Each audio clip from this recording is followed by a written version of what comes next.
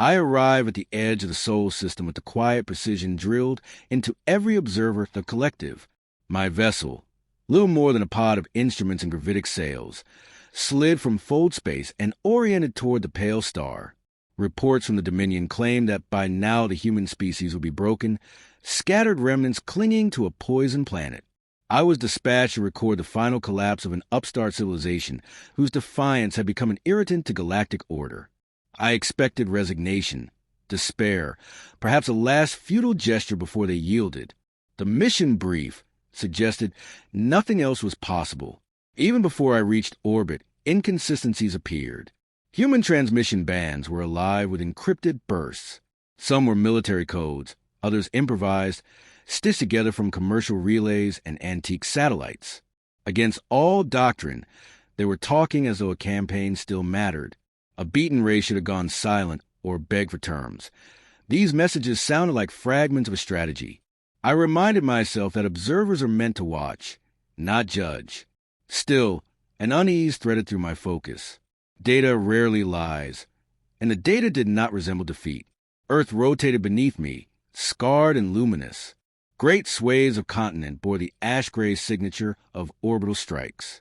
Megacities along coastlines were gutted, their grids dark. Yet in the shadows I caught glints of movement.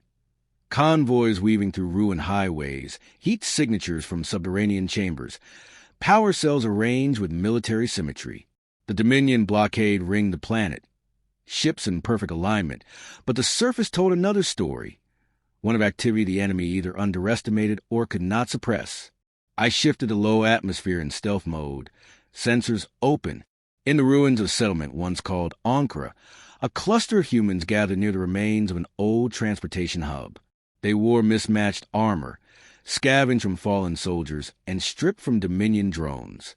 Crude compared with standard issue, yet arranged with clear purpose. I logged their numbers, analyzed posture and movement. There was no hopeless slump in their shoulders. They stood as if expecting victory could still be forged from dust. One of them adjusted a compact launcher assembled from Dominion scrap, its guidance replaced with human components. Improvisation on that scale demanded nerve and insight, not the desperation of a cornered animal. Protocol demanded that I transmit my findings to the collective hub for archiving. I hesitated. The hesitation itself startled me, for we are trained against emotional contagion. Curiosity should not eclipse detachment. Still, I felt a tug toward understanding these people beyond the statistics fed to us. I powered down the relay, convincing myself that a larger sample size was needed before conclusions could be drawn. My craft settled into a camouflaged perch atop a jagged ridge overlooking an occupied valley. Dominion walkers move along the valley floor, monitoring mining pits carved to extract Earth's remaining alloys. Around them, human captives labored under the glare of searchlights. The scene fit the prediction of subjugation, yet there was tension in the air, a thread stretched taut. I magnified one of the work crews. Beneath their grimy uniforms, subtle signals passed. Finger taps on shovel handles, a coded glance toward the hills. Something unspoken circulated among them, aligning purpose without words. Night fell, casting metal and stone into deep blue. From a concealed tunnel mouth, figures emerged carrying devices wrapped in thermal shielding. They moved with precision, disabling sentry nodes and sliding silently between patrol beams. Within minutes, a Dominion walker froze mid-stride, lights fading as a pulse charge shorted its neural lattice. The humans pried open an access panel, extracted its power core, and retreated with fluid coordination. I caught myself leaning closer to the display, compelled not merely to log efficiency, but to absorb intent. They were not looters. They harvested what they required for plans I could only infer. I recall the orientation lectures describing humanity as volatile, incapable of sustained resistance under overwhelming force. Observers were cautioned to maintain a buffer, to avoid sympathy when cataloging species at the end of their arc. Yet as I tracked the retreating team, I recognized an error in those lectures. Volatility was not absence of discipline. It was a spectrum of daring, a readiness to gamble where others calculated surrender. Their unpredictability, framed as weakness, might instead be the element that confounded the Dominion's projections. Before dawn, I intercepted a directed signal, narrowband and encoded with an algorithm unknown to either collective or Dominion registries. I decrypted only fragments, references to a convergence, schedules mapped against lunar phases, repeated assurances that the spark holds. The voice was steady, clipped, and laced with an accent shaped by Earth's diverse tongues. I felt the cadence resonate beyond data, the rhythm of conviction spoken to people who needed no promises, only confirmation that their effort mattered. The more I watched, the less the assignment resembled passive observation. I was recording not the embers of a culture, but the slow ignition of something formidable. Each hour added layers. Engineers repurposing abandoned fusion plants, children ferrying encrypted messages between cellars, elders tutoring youths mechanics beside flickering lamps. Even art persisted. Murals etched on blasted walls, compositions played on salvaged instruments. A species bracing for annihilation rarely expends energy on beauty. I compiled preliminary notes, framing them in neutral language, but the narrative leaking through was hardly neutral. Contrary to expectation, subject population demonstrates organized defiance, I wrote. High levels of adaptive engineering. Social morale surprisingly resilient despite catastrophic losses. I paused, fingers resting above the console, aware that every phrase edged closer to advocacy rather than record. The collective prized clarity, yet clarity sometimes demanded acknowledging when reality shattered assumptions. Beyond the ridge, pale light signaled morning. Human scouts moved among wreckage, marking targets on portable holos. They spoke in quick bursts, compressing strategy into minimal syllables. I recorded heart rates, respiration, micro-expressions, indicators of focus rather than panic. They prepared to strike at a Dominion asset far beyond their means, an orbital cruiser anchored just above atmosphere, its shielding impervious to standard surface weapons. By probability models, any assault would dissolve against that barrier. Still, they organized without visible doubt, arranging equipment with a ceremony of inevitability. Something stirred inside me, a recognition I tried to dismiss. I had come to witness an ending, to catalog compliance with fate. What unfolded was not surrender but rehearsal for a future they intended to seize. As the last preparations converged, I realized the mission report I carried in my mind could no longer fit the template assigned by superiors. Whatever the Dominion believed, whatever the collective assumed, these beings had elected to gamble against certainty. And I, dispatched to chronicle failure, was about to see whether they could force the impossible into fact. The cruiser that should have annihilated the valley fell from the sky in a silent collapse of metal and light. I watched its hull fracture against the upper atmosphere, shards spiraling like burning feathers before vanishing behind the horizon. The humans who had engineered the event did not cheer. They moved with swift precision, recovering equipment and slipping back into cover before Dominion's sensors could triangulate the strike. They had bent physical law with improvised mathematics, folding a gravitic anchor into the ship's own containment field.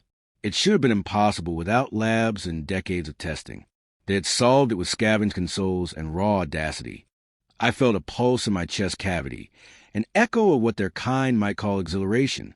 I replayed the destruction in analytic slow time, feeding vectors into my instruments. Their calculations were not guesses. Someone among them had mastered the Dominion's field equations through captured fragments and intuition. The collective taught us to respect data. Yet I realized data alone could not explain why they risked annihilation for a single symbolic kill.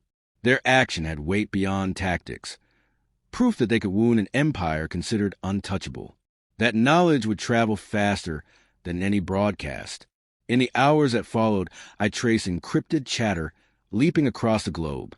Underground nodes lit with signals, resistance enclaves shifting from defense to sudden offense. Small craft lifted from hidden bays, striking supply barges along the blockade. Hackers laced Dominion guidance nets with phantom coordinates, forcing patrols to collide or waste munitions on empty space.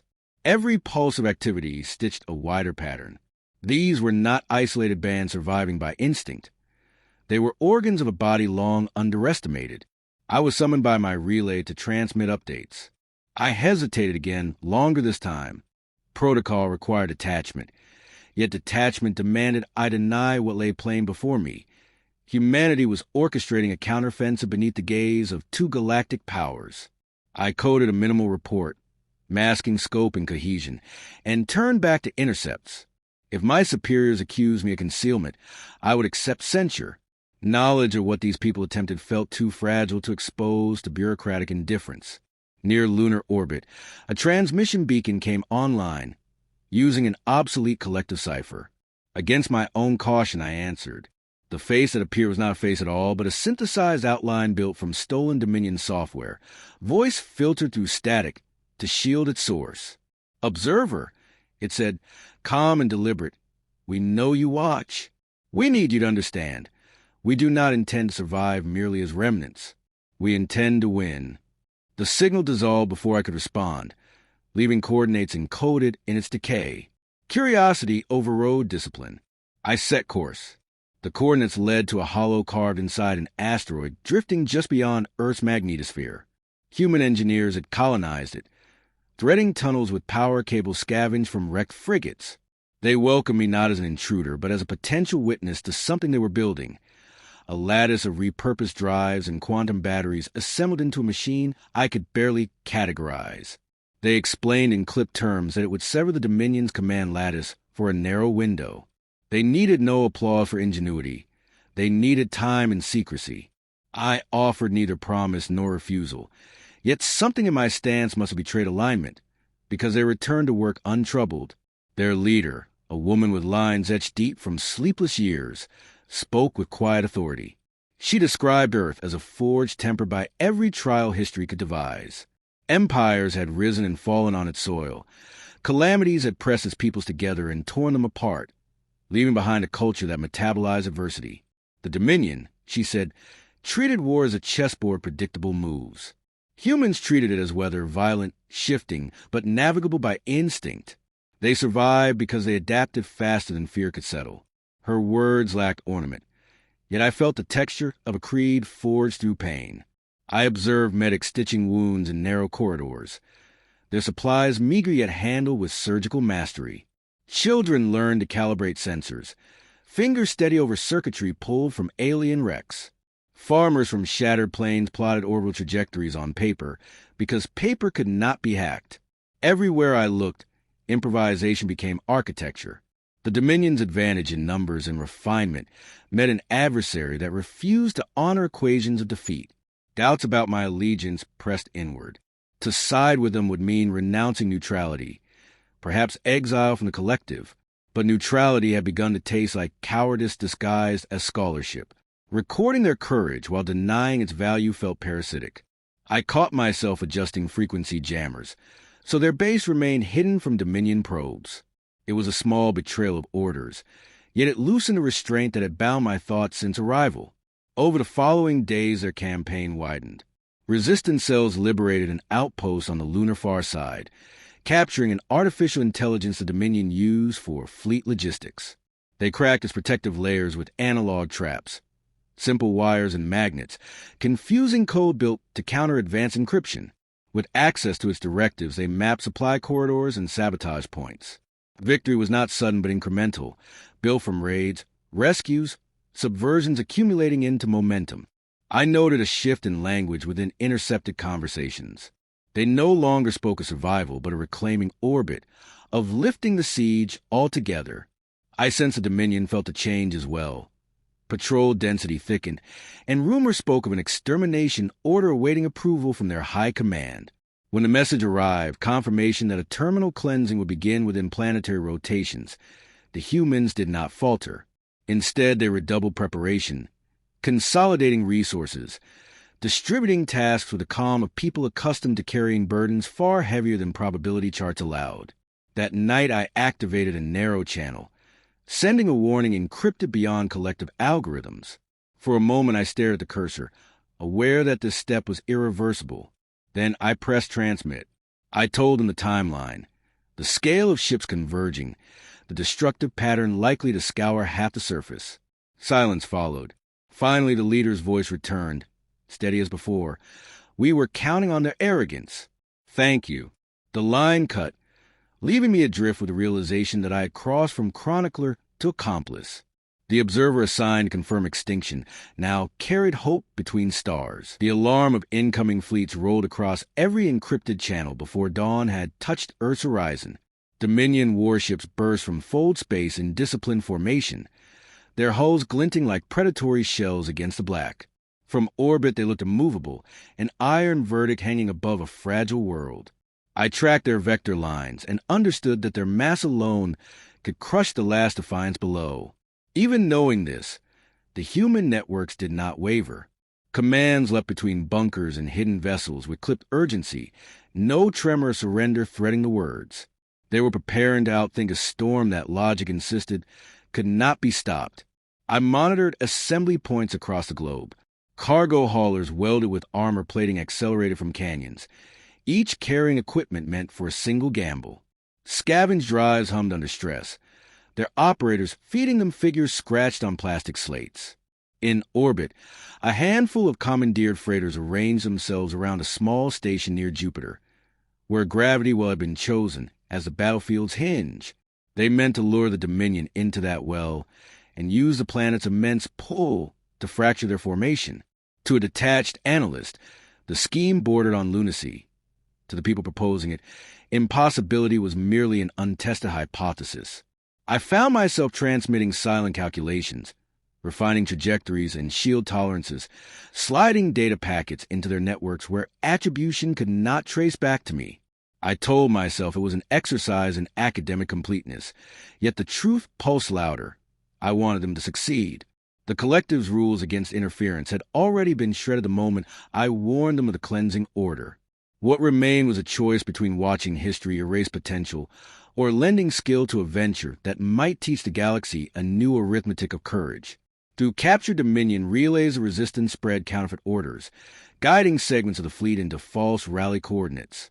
Others they left untouched, shaping a predictable corridor aimed toward Jupiter's well. Civilian volunteers boarded untested craft to act as signal beacons, faces composed as if stepping into routine tasks rather than missions with no return. I listened to their brief farewells.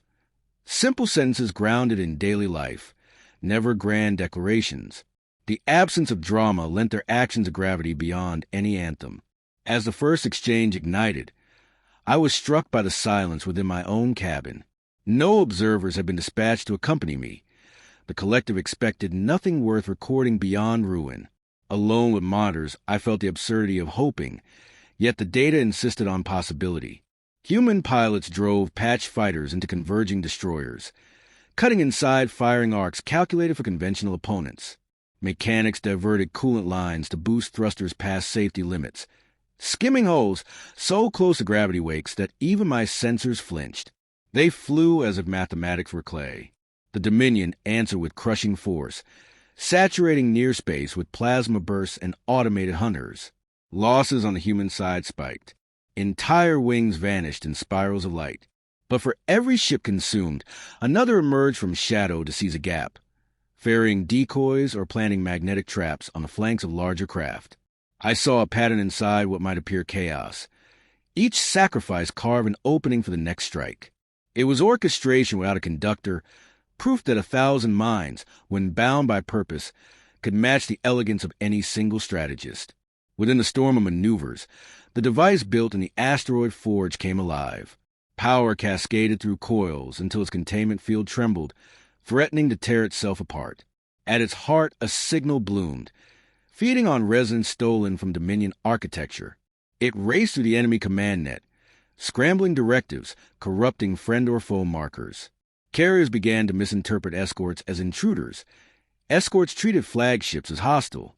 The fleet's immaculate symmetry fractured. In that hesitation, human squadrons hurled themselves deeper, attaching shaped charges and siphoning fuel lines for chain reactions. I realized I was narrating the sequence aloud, voice tight, as though speaking might steady events beyond control. My role as impartial chronicler had dissolved completely. The outcome now held weight over my own sense of meaning.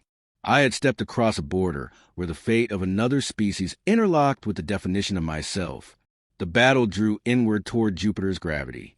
Dominion vessels, tangled by corrupted commands, overcorrected thruster burns, and slipped into unstable orbits.